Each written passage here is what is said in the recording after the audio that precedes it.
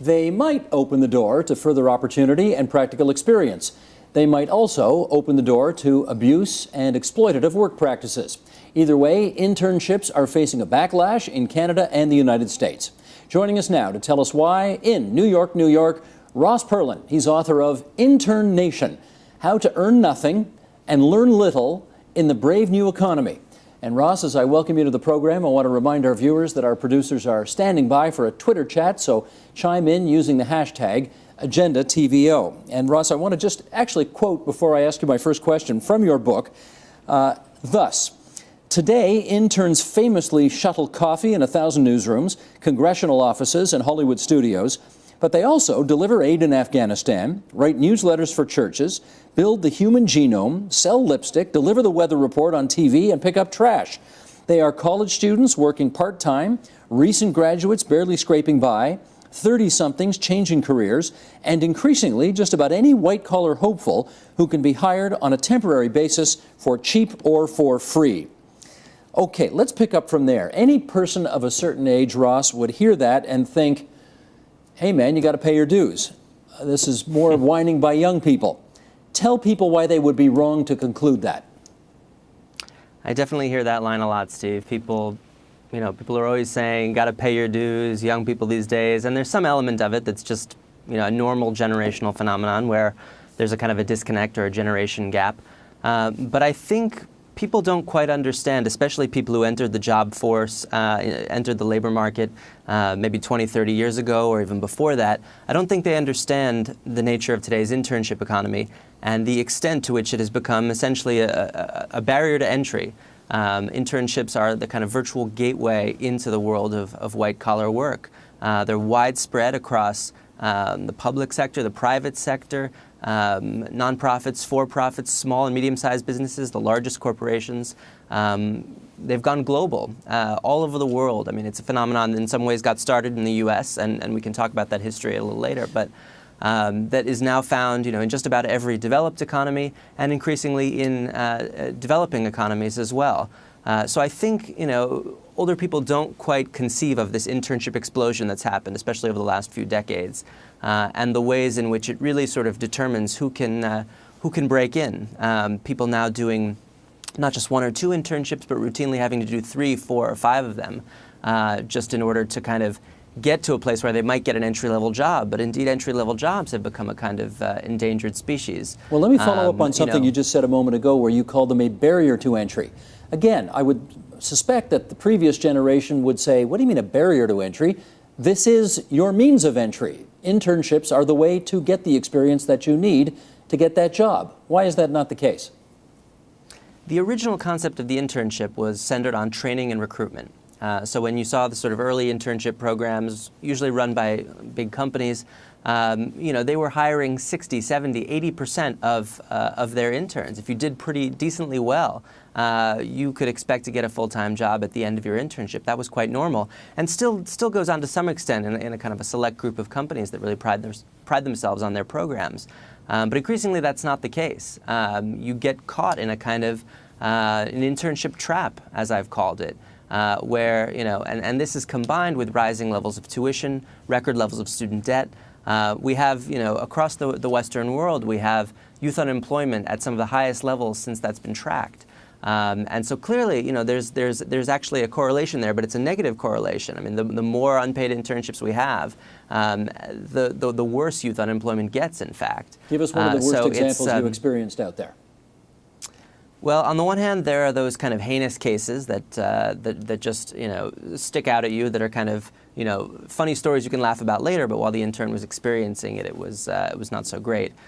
So I came across somebody who had been hired to be doing public relations, but instead found themselves doing back-breaking work, lifting furniture and cleaning up an attic.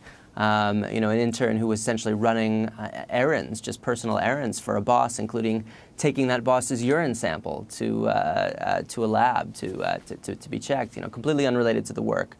So there's those kinds of horror stories on the one hand, but then there are the stories also of the serial interns, people who have done up to a dozen internships even, but more normally, 5, 6, 7 internships, and then even at that point still found themselves in this kind of world of precarious labor, where a regular full-time job is nowhere to be found. And that has become, pretty much normal, and particularly in a certain range of industries. It includes things like media, politics, fashion, entertainment, television. It's something people have gotten used to, and but is increasingly kind of sparking a backlash. Do any of these egregious examples that you came across in doing the research for your book actually break any laws? Well, unpaid internships work in some ways differently from paid internships, so we should make a little bit of a distinction. Here in the United States, approximately a third to half of internships are unpaid. I don't know what the stats look like in Canada, but similar statistics seem to hold in the UK, Germany, and a few other places. And unpaid internships in many cases, it seems even in the majority of cases, at for-profit companies certainly, are against the law. Most countries have a minimum wage law.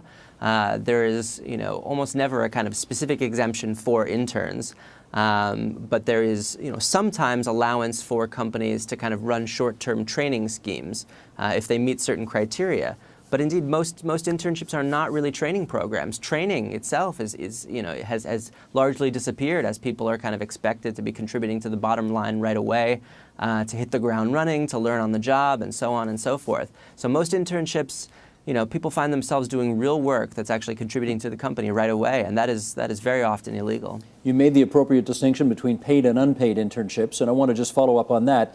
If, for example, an intern is, let's say, a post-secondary student and is getting a credit for their courses to participate in what is probably an unpaid internship, is that okay by your standard? I think academic credit cannot be taken as a substitute for pay. Legally speaking here in the U.S., and again, I don't know the specifics of the legal situation in Canada, but academic credit is not enough. And I think from an ethical standpoint, I think this would be clear as well. There's a basic ethic, that I think holds broadly true for in many places, that you put in a hard day's work and you get a fair wage at the end of it. And again, countries have a minimum wage. It's really not enough to say that academic credit can stand in for that. It's not going to pay the rent. It's not going to sort of level the playing field in terms of who can do these things, because as we can discuss, unpaid internships essentially are a pay-to-play system where you have to be able to kind of pay the rent and buy your food and so on while you're working without pay. So academic credit may have a limited role in kind of speaking to the educational component, and maybe some oversight from universities, from a college, in terms of the quality and the educational nature of the internship. But the reality is, and this is another discussion, that many colleges and universities are not really playing a strong supervisory role. They're sending their students into unpaid internships without really questioning the practice and understanding what's going on. You also, I think, pointed out in your book that there is some gender inequality on this as well. I think I read the statistic that 77% of interns are female. Why such a gender disparity? That's for unpaid interns, I should distinguish, okay, Steve. But that itself is a very interesting fact. When you look at paid internships, it's a little more balanced. But indeed, there is a serious gender issue here that I think has not been fully explored, is not widely understood, and it seems to relate to several factors. One of which is the industries where unpaid internships are particularly prevalent. I mentioned some examples earlier, but to some extent, those may be fields that more young women are going into. But you also see, even within the same company or within the same industry, you see, for instance, PR and marketing and communications interns not being paid where engineering interns are being paid. And there's some aspect of supply and demand to that, but there's also a sense in which this is related to the wage gap that affects women more generally in the job market. And it may also have to do with people's willingness to kind of speak up and demand a wage. But in any case, it's a serious issue that again kind of underlines the extent to which we have a major kind of emergent social and economic problem on our hands that people have really just not acknowledged until very recently. Well, my inference was a little more sinister, actually. It seemed I mean, it's possible that you could interpret this as business is more prepared to exploit women than men, or women don't value their labor as much as men do and therefore are prepared to work more unpaid than men are. Would you accept either of those interpretations?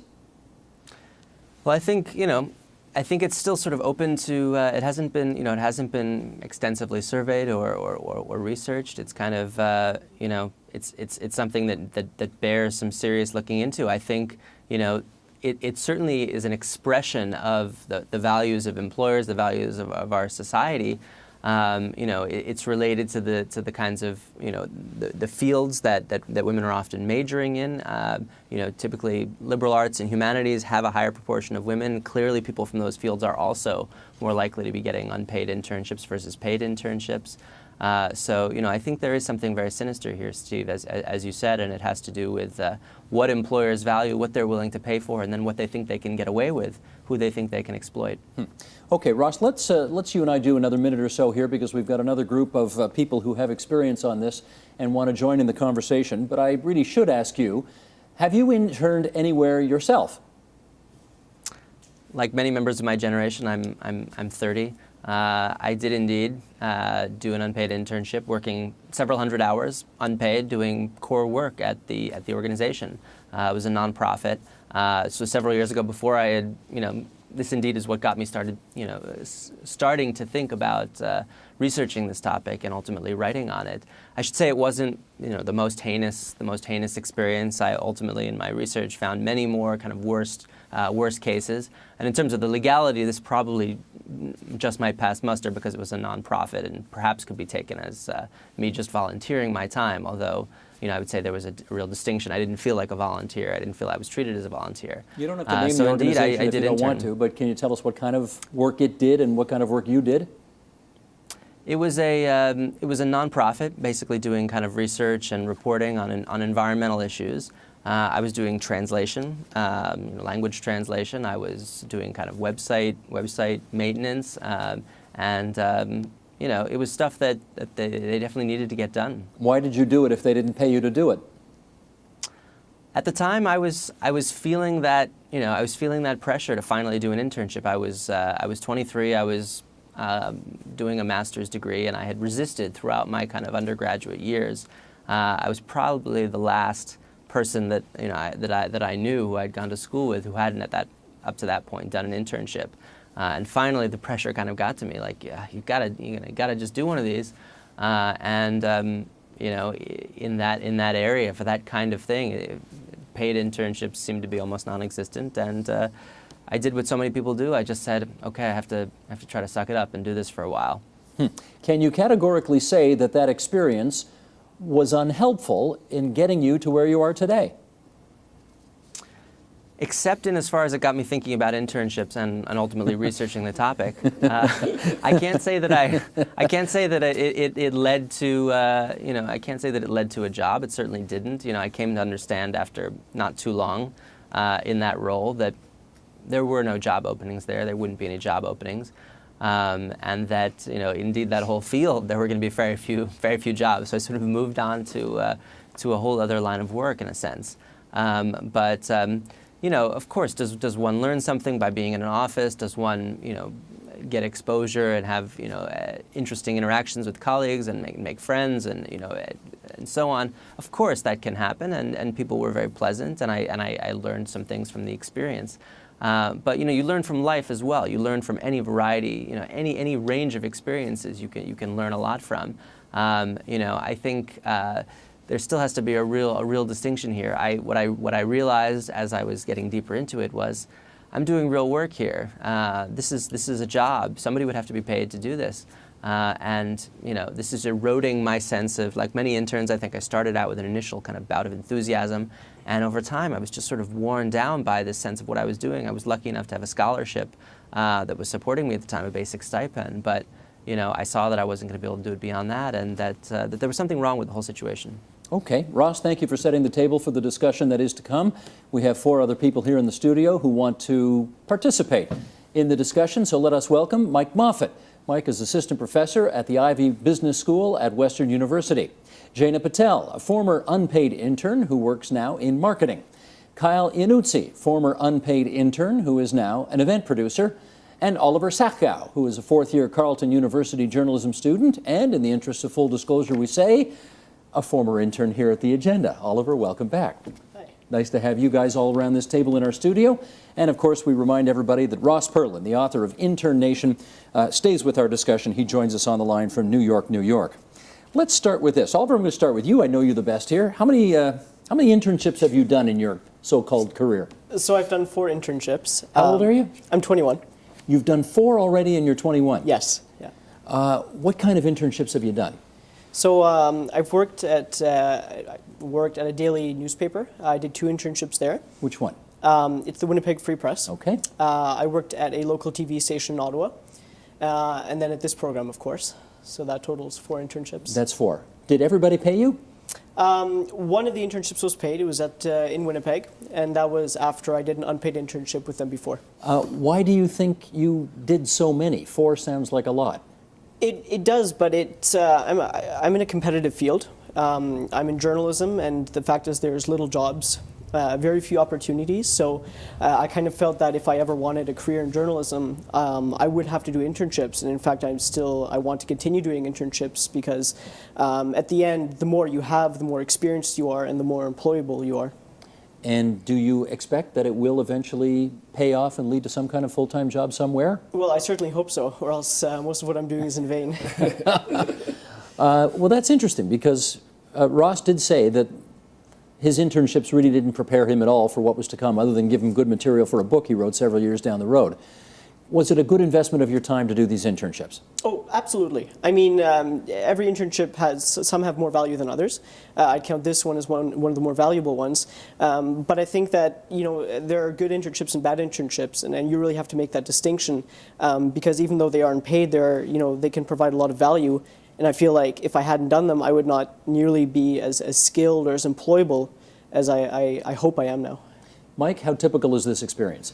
It's quite typical. Now, this field is full of what Donald Rumsfeld would call known unknowns. I didn't think, nobody thought I'd mention Donald Rumsfeld on this show, but it's full of things we know we don't know. So Ross mentioned that he didn't know the data for Canada. That's not because Ross hasn't done his research, it's simply there is no data for Canada. But anecdotally, I've heard stories of people working, so 4 sounds like a lot. I've heard 5, 6, 7, particularly in areas such as media, and I don't mean to scare my colleague, but these are very common, and they're becoming more common over time. Again, this is more sort of anecdotal, but 10, 15 years ago, you didn't hear about people doing multiple ones of these, and now it seems to be more of the rule than the exception. Okay, let's get another experience here. Kyle, you ready to go? How's it going? Terrific, thank you. Yeah. How old are you? I'm 28. How many have you done? I've done a half. You did a half of an internship? I left midway, yes. Where was it at? This was at an event planning company, local luxury wedding planner here in Toronto. And do I infer from the fact that you left halfway through that it wasn't doing much for you? It wasn't doing much for me. What was the problem? I engaged in a contract there that was supposed to be an event planning, shadowing, learning about luxury wedding planning, internship, and I ended up doing a lot of copywriting and PR work for the business. So about halfway through, I had some questions about where this internship was going, who was benefiting more from it. And so I had that conversation with the employer, and we decided to go separate ways. What was the employer's reaction when you brought these issues up? The employer's reaction was a typical reaction. It was something to the effect of whether there was a sense of entitlement here or not, all about paying dues, and that what I was doing was what I had bargained for. It was an unpaid internship? Correct. You went in knowing that? I had a contract that said I wouldn't be paid for 6 months. So that was not a surprise? It wasn't a surprise. But as you started doing the work, you thought, I shouldn't be paid for this. Yeah, I thought, somebody's making some money off of this. I'm rewriting, I'm updating a website, I'm writing business profiles, I'm writing business proposals. These are things that you generally do to earn some income. So in a luxury profession, you would think, or a luxury industry, you would think that there was some profits there that could be shared in some way, shape, or form. What about the notion, though, that you went in with your eyes open, you knew it wasn't going to pay anything, and, I mean, it's 6 months. It's not 20 years, it's 6 months. Just suck it up and do it.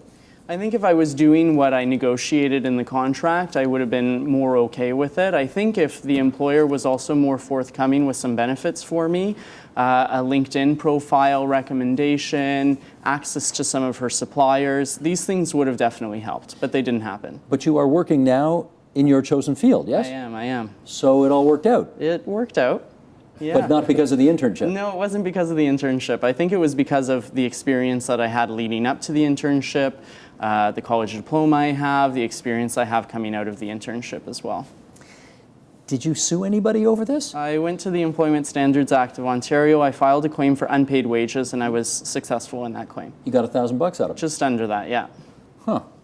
And did that feel like a appropriate resolution to the whole issue?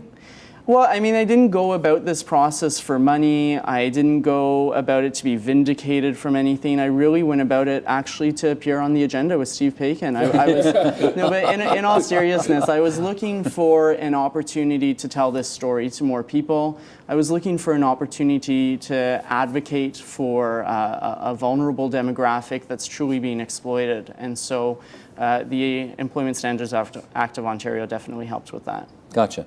Jana, your turn. You ready? Yes, I am. How old are you? 24. 24 years old. How many internships you done? I have done, well, I guess if we're talking proportions, I've done half, a bit more than half. You did half because you ran into the same kind of situation. That is correct. Yours was, do you want to say the company? Yes, I was with Bell Mobility. Okay. And what was your understanding of what you'd be doing going in? My understanding, I did sign off and I did know it was going to be unpaid, and it was going to be unpaid on the condition that I would receive training and workshops and valuable experience. Similar to story, upon entering it, that's not what it was. I was doing work, doing phone call surveys, going on websites, telecom websites, ticking off what kind of telecom ads we were seeing, things like that. So I didn't receive kind of the conditions of training and experience that they said I would. You don't feel they made good on their end of it? Correct. So you felt you should be compensated somehow? That is correct. And you pointed that out to them, and they said what? So again, I looked at the Employment Standards Act and I realized that I should be protected by the laws, and they encourage you to speak with your director before kind of filing a claim. So I spoke with my director, and did that deter you? No, it did not. You filed it anyway? I did. But you didn't win? No, I did not win provincially. So basically, I filed the claim under the ESA, which is under provincial jurisdiction, but Bell is rightfully under federal jurisdiction under the Canada Labour Code. So I actually have an open file with the federal government, and it's currently being reviewed. So you lost at the provincial level, and you are appealing, and it's under review federally right now? That is correct. That is correct. Okay. You know, Bell knew you were going to be here tonight, so we inquired as to what their side of it is, because we're putting you on. I think, in fairness, we should say what they. That is very good. Yeah. What they feel their side of the thing is. I'd like to know as well. Okay, here we go. This is from someone named Albert Lee, who says Bell's professional management program is a voluntary training program for post-secondary students and others looking for corporate skills development. Several Ontario academic institutions use the PMP for co-op placements. Participants learn in a corporate environment with advanced technology and support from management volunteers and the Bell Mobility team. Participants don't replace any Bell employees, and the coursework they do does not support Bell's business operations. Many companies have intern training programs. The estimate is about 300,000 interns a year in Canada. And while ours is relatively small, we think the learning environment and the caliber of the volunteer management that support the program make it one of the best. That's what they say. Interesting. What do you say? One point I have there is I do know that Waterloo, which is, has a highly accredited co-op program, does not recognize the PMP program. Another point is that it's questionable they don't endorse this on the Bell website. They do offer a paid internship actually with Bell, but this one isn't on the Bell website, so it's kind of questionable if they're doing this for people to learn and grow, that they don't, and it's on 1,000,001 other job websites. Okay, let me follow up with Ross on this then. Ross, you've heard a couple of these stories around the table here in Toronto, and my question is, this, I guess back in the day, people might have been more likely to just take it and suck it up and finish and hope for the best. We seem to have a generation now that is interested if the company, in their view, isn't making good on its promises, they're going to do something about it, legally speaking. Are we seeing more of this, or is this just sort of anecdotal evidence here? Well, I think the situation has gotten a lot worse. So there's, it's natural that there is such a reaction, Steve. Looking here at the U.S. back in around 1980, as best we know, only about 3% of American college students were doing an internship before they graduated. Now the number is closer to 75%. It's a clear majority, and it sounds like in Canada probably something similar is in the process of happening. And those, that small number of internships that used to exist, as I said, were more likely to be paid. They were more likely to be training focused, more likely to lead to a job.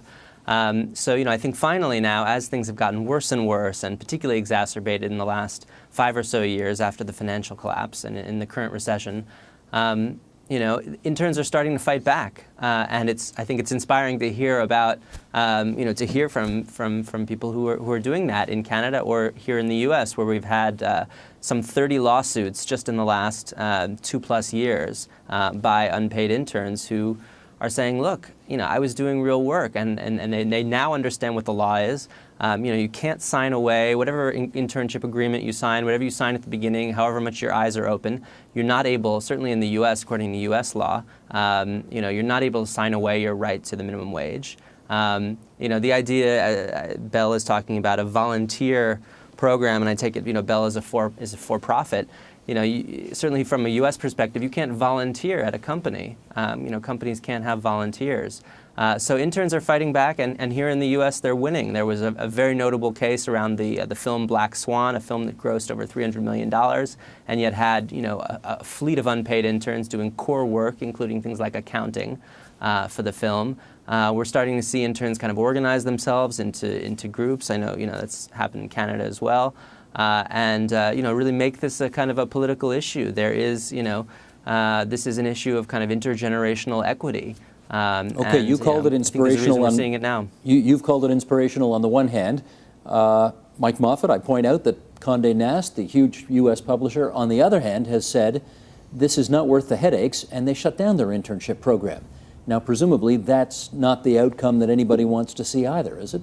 No, definitely not. So some of these programs are quite valuable, so we wouldn't want to see them shut down. So I think what we need here is a little more guidelines. So when we talk about internship, nobody's really accurately defined these. We're not exactly sure as a society what these interns should be doing. So I think there's role for more clear regulation to say, okay, these things are above board, these things aren't above board. We can agree that taking the boss's urine sample to the lab is not on no, anybody. that should not be above board. Yeah, so we've got the black and the white, but we've got a whole host of gray here. And then you get into problems the other way where companies go, well, I don't exactly know where the line is, so I'm going to stand, half a mile away from it so I don't run into problems, which means a lot fewer opportunities for young workers. So this whole ambiguity isn't really good for anybody. Oliver, you seem, in the context of tonight's discussion and tonight's guests,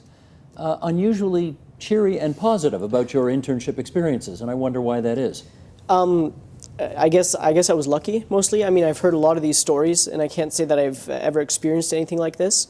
For the most part, my internships have been very structured, very educational, and even though some of them require a lot of work, I always felt like I was getting something out of it. Maybe that's not the case with everybody, but at least I found for myself, I've always gotten something out of the internship.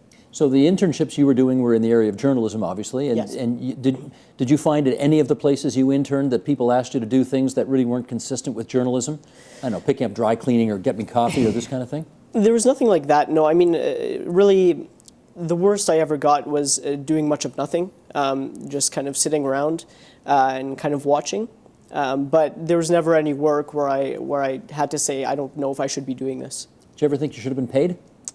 I wrestle with that idea. I kind of like to think that because I'm in a competitive field, I kind of have to make do with what I have. I mean, I had the choice to go into mechanical engineering and do a degree and probably get a job offer out of it, but I chose to go into journalism, which I know is competitive. So I don't feel like I can be demanding much in a competitive field. Were there others that you talked to who also did journalism internships, unpaid, that you discussed this with, and they think, Oliver, come on, man, you're being a sap here. Go out and get some bread. It's a big discussion with us, especially us journalism students. And I mean, I've had some people tell me that I'm helping these companies exploit people, and that's something I really wrestle with because I feel guilty because maybe I'm just furthering myself because I can, but others can't. At the same time, though, I feel like what I've done to the best of my abilities, and I never feel like I was harming anybody with what I've done, but I can't tell. Were your internships all part of your journalism programs, and therefore did you get credits for doing them? No, the way my program works is there's optional internships. They're insured through the school. For this internship, I went out and reached out myself to get it, but again, I was insured through the school, but we don't have a graduation requirement or anything like that. Mike, should that be a factor in whether or not interns are paid? In other words, if you can get school credits for doing an internship, is that a reasonable excuse for the companies involved not to pay the interns? I think it is, so long as the schools do due diligence and show that it's an actual educational opportunity, which is equal to, if not better than, what they'd get in a classroom. So the schools have to be doing that due diligence to make sure, they're just not, getting coffee or doing dry cleaning. The same way the school does due diligence that I'm actually teaching a business course and not, talking about hockey or baseball or some of my other interests. So as long as that due diligence is there and they're actually learning something equivalent to what they get in the classroom, I have no problem with it. I think it's a good opportunity. Do you have any idea whether or not the universities, the community colleges, are in fact following up and making sure that if the students are getting credits for doing their internships that are unpaid, that in fact there is an alignment between expectation and tasks performed? Yeah, my understanding is that they are doing that. Potentially they could be doing it better. The one school I know that does a particularly good job of it, and I shouldn't be promoting the competition, but I know Waterloo really makes an effort to track the performance of their interns and make sure that they're actually learning something. So, I can only speak to Canada. I've heard these horror stories that the authors talked about in the United States where, people are basically going to Burger U and flipping burgers and getting college credits for it. I haven't heard any examples of that happening in Canada, and I hope it's not happening. Ross, is that true as far as you know, what Mike just said? I've heard about Waterloo as well, and I think that, established cooperative education programs may be a little different in this respect. Cooperative education is a model that predates internships in many ways, that has a real emphasis on, integrated classroom and workplace experience, where there really are kind of established mechanisms for this kind of oversight. How about the second thing you said, though, about getting credits to flip burgers at Burger U, so to speak? Unfortunately, yeah, in the U.S. that sort of thing is all too true. I think maybe specifically what Mike is referring to, or a good example of that that I detail in a whole chapter of my book, is what may be certainly the largest single site internship program in the world, which happens at Disney World in Florida every year. It's going on all year round. Some 6,000 to 7,000 interns kind of work the park. That's a substantial percentage of the the 60,000 or so employees who are there in total. They're doing everything from indeed flipping burgers to working as valet car drivers to bellboys in hotels and all sorts of things, even putting on the sort of Mickey Mouse costumes. And Disney does pay them minimum wage because it's aware that that would just be too egregious in terms of the law. But what's particularly interesting about the program is the way colleges feed it. It's actually this pool of cheap labor, which indeed is replacing what would be better paid jobs, many of them union jobs at Disney World. Is recruited by colleges all over the U.S. and indeed outside the U.S. as well. Interns come from nearly 20 countries to go there, and so there's this kind of patina, this kind of justification that schools kind of lend their stamp of approval without doing much oversight. And in the U.S., it's certainly the case. It's clear that unpaid internships are promoted without much of a second thought on most U.S. college campuses. Well, here was an ad that was posted on Twitter, I think just a couple of months ago, and it certainly raised a firestorm of controversy when it did get out there. I want to start with you two and get your reaction to this. This was posted by Fairmont Waterfront Hotel in Vancouver. You're smiling already because you know the one I'm referring to. Looking for a food and beverage student intern, unpaid. And here's what the ad said. It said, exceptional service and cuisine are hallmarks of the Fairmont Waterfront dining experience. As a bus person, you will take pride in the integral role you play in supporting your food and beverage colleagues and setting the stage for a truly memorable meal. Okay, Kyle, what do you think of that? And if you're in school, you get to pay tuition to do it. I mean, I've been a bus person. It was one of my first jobs. I was 13 years old when I was a bus person. So I question what skill set at a university college level is required to go into this job prepared to learn from it. And that's not to belittle anybody who's making a career out of busing tables, but truly to say somebody that's looking for higher education, post-secondary certificates, diplomas, degrees, what are they taking to the bank with a bus person experience that they're paying tuition for and it's part of an educational program? I'm not too sure. What do you think, Jana? I think they're trying to appeal to they're trying to get free labor, and I think they're just using fancy words to kind of suck people in, and I don't particularly agree. It does not sound as if it's similar to any sort of like vocational training or anything like that. If it's strictly experience, it's essentially almost like you're just doing work from the sounds of it. Oliver, does this sound exploitative to you? Well, I'm just wondering what the intern would be getting out of this, because I mean, apart from maybe the experience of working in a real environment, you're not getting anything out of this. Nothing that a program or a certificate can't really prepare you for. I mean, it's very straightforward work, which I don't think requires any sort of training or mentorship. Mike? Yeah, I find it completely inappropriate. Now, I know this was in British Columbia, but in Ontario, this would clearly violate labor laws because there's a 6-point test under the Employment Standard Act. And the first one is, or one of the ones is, that the place of employment should not benefit from the internship, that it's a training, not replacing a job. So this is clearly a company trying to get free labor, and I'm glad they got called on it because it's completely inappropriate. They did get called on it, and I guess I should ask Ross in New York, has the attempt to shame companies into, I guess for lack of a better expression, picking up their game, has that worked? It's interesting, Steve. Naming and shaming, as it's sometimes called, is, I think a strategy that can work in certain places. It's been very successful in the UK, where there's been a real serious kind of movement for a while now against unpaid internships, and it's having a real effect.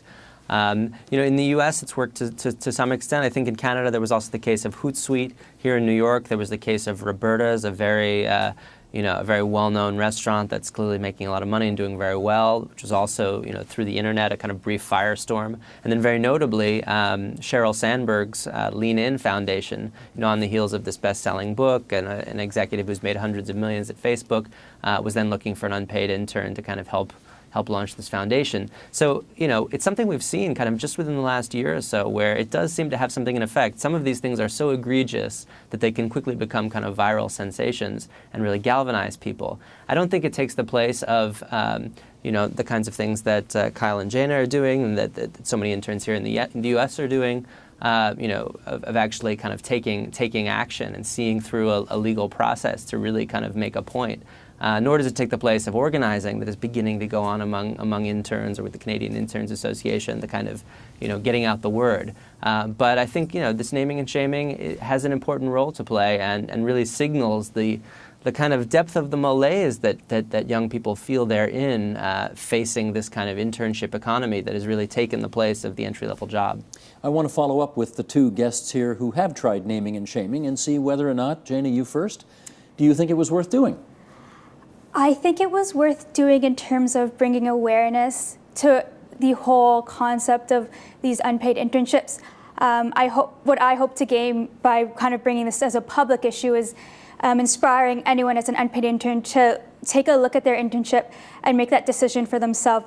Is this benefiting myself? Is it not? And kind of hopefully give some courage to people that it is okay to walk away sometimes. I mean, you do what's working for you, and if it's not working for you, walk away. And you know what? If it is working for you, and if it is what you're looking for, stick with it. Naming and shaming, Kyle? Yeah, I think the Canadian Intern Association, of which I'm part of as well, has named and shamed people. Hootsuite in BC was one of them. They quickly turned around their policy and even retroactively paid some interns. So I think, yeah, sure, it does work. I think what a greater message would be, and to Ross's point, is taking up action, legal action, and following through with it. But beyond that, collecting best practices of internships that are both unpaid and legitimate, and paid and legitimate, and collecting what it is that makes them such good experiences, and developing a best practices guide for both employers and universities and colleges to start implementing worthy internships and worthy experiences. Definitely on the university and colleges side, I think there's a responsibility, as Mike pointed out, to pay for that tuition, to make that tuition worthy of the experience that the intern is going to get out of the experience. So I think naming and shaming is part of the equation.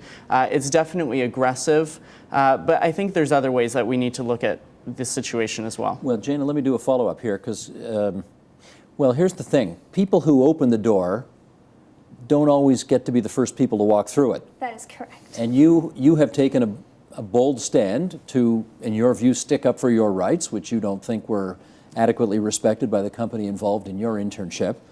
But are you worried that future other prospective employers may, as a result, see you as a troublemaker and this will hurt you? Of course. Very worried. Very worried.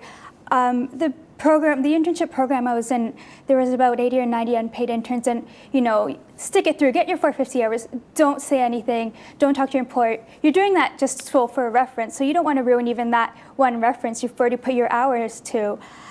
Making the choice to go public was a huge decision I made, and it was not easy at all, but I realized that if every intern that experiences possibly not a positive experience, and does not say a single word, and I felt as if that was possibly happening at my specific program, it's possible that it just goes on and does not get heard, and so someone's got to kind of say something. That's how I felt about it. You have a job now? Yes, I do. In the field you wanted? I'm not doing a position that exactly I'm entirely happy with, but I'm in. Oh my gosh, you just said that on television and your employer may be watching. Oh.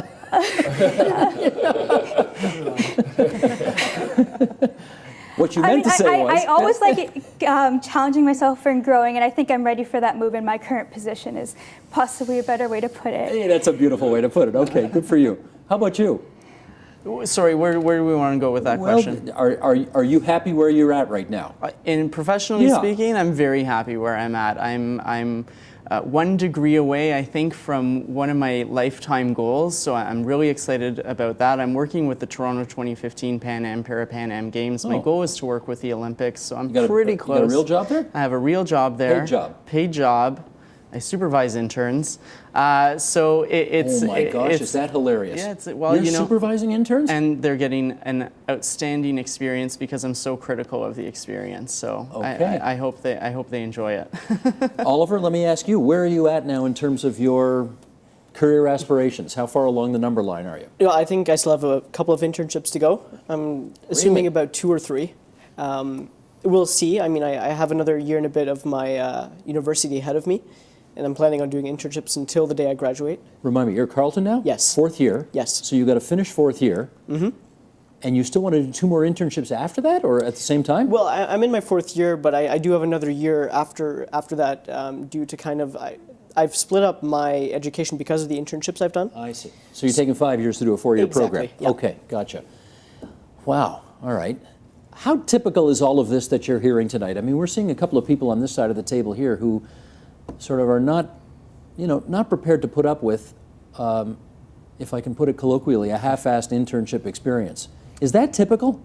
Well, first of all, I'd like to say that I'm very happy at the Ivy Business School. I just just want to put that out there.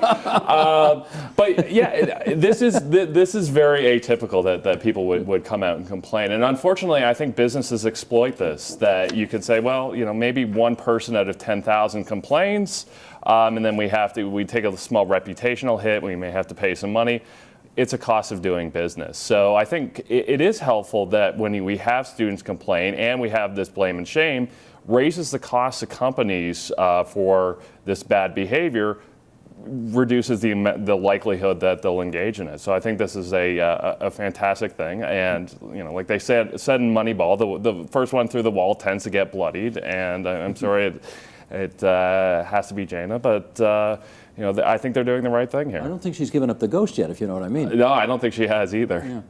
Yeah. Ross, let me go back to you in New York and ask about this. What do you want to see going forward? Do we need legislation here? Do we need, I don't know, you tell me. What would you like to see? Well, I think there are a variety of things that are already beginning to happen, which have to go a little bit further. This is not something that's going to go away overnight. The internship economy has developed really over the last 30 or 40 years to the extent that we now have this massive culture of unpaid work, certainly here in the U.S. and many other countries. Sounds like Canada as well. We have this kind of gateway that people have to kind of get through, and we haven't even really, I think, addressed the questions of inequality here. What if somebody can't afford to do 6 or 7 internships to break into the field of journalism? I mean, indeed, many people can't afford to do 1 or 2 unpaid internships. The cost of living in the places where internships are, the cost of the academic credit, as I think Kyle mentioned, and so on. So there's a whole bunch of people who are kind of being left out of this, and so of course, there are good internship experiences out there. But Ross, tell me something. Do we need new laws in place to, I don't know what, make payment of internships mandatory or something like that? I can't speak to the specifics of the situation in Canada, but I sense that we don't necessarily, Mike alluded to the six-point test. There's something similar here in the U.S. As I said, there is already minimum wage legislation in most countries, almost all countries. I don't think new legislation is necessary in most of these cases, from what I understand. Indeed, just enforcement of the existing legislation. These laws have gone, unenforced. It takes people like Kyle and Jane actually to step up and say, this is what's going on, because labor departments have been ignoring this or have not been catching up with this kind of new form of work that has arisen. I think we need to see universities, as Mike was kind of alluding to, we need to see universities take a stronger role here. We need to see parents, also the message that is coming from parents and teachers and from many directions is just, do internships at any cost. You have to do this. This is totally normal. Indeed, it's always been this way. Everybody's always paid their dues. It's not true. Really, 40 years ago, people were not working unpaid. Even 20 years ago, it was, a very rare thing, maybe a short-term training program, but you didn't work, months upon months unpaid doing real work. So we need to roll back that culture of unpaid work. I think the biggest thing of all is cultural. How do we sort of get back the basic ethic that I mentioned before, that you get a fair wage for a hard day's work? Oliver, do you live on campus in Ottawa? No, I actually live at home. I chose to go to school in my hometown. Because it's cheaper and I pay my own tuition, it kind of makes things easier for me. Because I wondered how you were affording rent and so on if you're taking unpaid internships. Well, it's not easy because I have moved across the country. I was in Winnipeg and I was in Toronto. And you kind of balance things out, right? I mean, if one job pays, then you use that money for your next internship, or you take up a retail job and work 30 hours a week so you can afford it, and you kind of balance of how much can you afford, how many internships can you afford, can you still afford school, and it's always kind of a balance game. I didn't know that. Now, just I don't want to put you on the spot here. I did that over here already, and I'm feeling guilty about it now. But when you did your internship at the Agenda, so you were living in Toronto. Yeah. Your parents lived in Ottawa. So were you like bunking with friends here, or what did you do? No, I found a really cheap room way up north in Toronto. Probably, paid less than most people do for rent in Toronto, and I was lucky that way. But you're not making any money, so how are you affording to pay that rent? Well, just before I was here, I had the paid summer internship in Winnipeg, and I was making, I think it's about 2/3 of what a starting reporter would make, and it was good money for me. So part of that went to my tuition. and the rest I used to pay for this internship, basically to pay for the rent and to pay for the food. So you came out of Winnipeg having banked a good chunk of whatever you got paid for that internship. Yeah, enough to be here. Kyle, I gather there is a private member's bill before the Canadian Parliament addressing this issue. Do you know about this bill? There is. Do you know what it would call for? Member of Parliament Andrew Cash is pushing it forward with another member of Parliament. I'm blanking on which one right now. Andrew Cash is the NDP member for Davenport. Correct. Just chosen, I guess, by the readers of Now Magazine as the best MP in Toronto. Might have something to do with his guitar skills. Maybe he's just a good MP. Who knows? No, he's a fantastic MP. I've had the pleasure of meeting with him and working with him.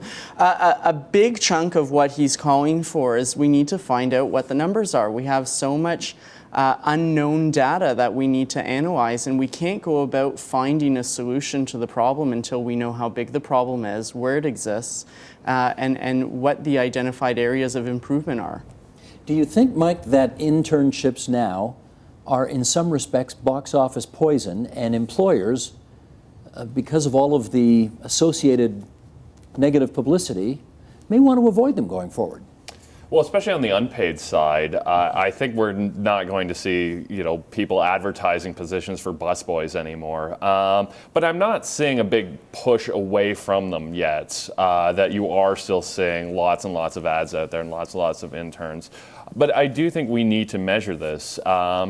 Because that would be a nice thing to know. If we had a baseline in 2013, said, okay, we have 150,000 people working as unpaid interns, then we can track that data, and then we can say, okay, what's changing, and are attitudes changing, and is that reflecting in the numbers?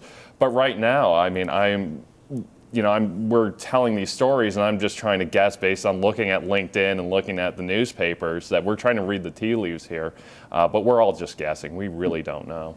Ross, as the economy improves, is this a problem that may, and it's not improving fast enough for anybody who needs a job and who doesn't have a job, let's say that. But the numbers suggest that things are headed in the right direction, albeit extremely slowly. If that's the case, do you see this as a problem that may just go away thanks to economic growth? I wish that could be the case, Steve, but I'm afraid it's unlikely based on what's happened with past economic cycles. As I say, this kind of internship explosion that I've tracked over the last several decades in my book has not really sort of gone in tandem with economic cycles. I mean, it's basically just been on the increase at all times. It's been a sort of spreading culture. It's been a business practice that has just been sort of copied ad infinitum by more and more firms and more government offices and nonprofits as they kind of hear about it and decide, oh, well, we should get interns as well, or oh, we have a glut of work. Let's bring on some interns. When we've had sort of past, booms or good economic times, like in the late 1990s, for instance, internships were still increasing, including unpaid internships. I mean, we might see, a little more, some unpaid positions going paid, but I think that would be more likely a result of kind of the, the discussions that are going on and the legal efforts and so on. So I don't think the problem is likely to go away by itself. Okay. I think what's needed is a conversation. Gotcha. Let me save the last 20 seconds here for our good friend Oliver. Any advice to other interns? There's a lot of advice. I mean, I've gotten advice from a lot of people who I've interned with, who I've worked for. I've been always told work 12 hours for every 8-hour day, which may sound a little weird after this conversation, but I mean, it's work hard, be as friendly as you can, everybody, make connections. One thing somebody actually told me was don't try to be the friend of everybody in the newsroom, earn that right. And just be the hardest working member of that team. So if you were the employee, you'd be employee of the year, just become intern of the year. And you were when you were here. Oh, thank you. You did a darn good job. Thank you, I appreciate that. You know the executive producer's phone number, right? Of course. You keep bugging him and ask him for a job. When there's an opening up, you'd be good for it. Thanks, everybody, for participating in our discussion tonight. Ross Perlin in New York City. It's good to have you on the line there. Intern Nation is Ross's book. It's called How to Earn Nothing and Learn Little in the Brave New Economy. That's a good subtitle. And to our guests here in the studio, thanks so much for coming in tonight. Thank you. Support Ontario's public television. Donate at tvo.org.